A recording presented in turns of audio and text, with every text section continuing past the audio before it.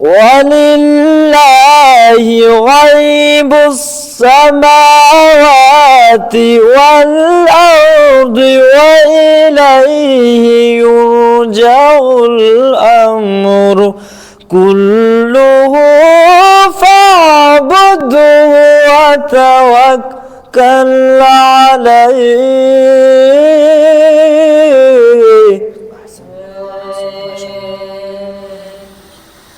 وما ربك بغافل عما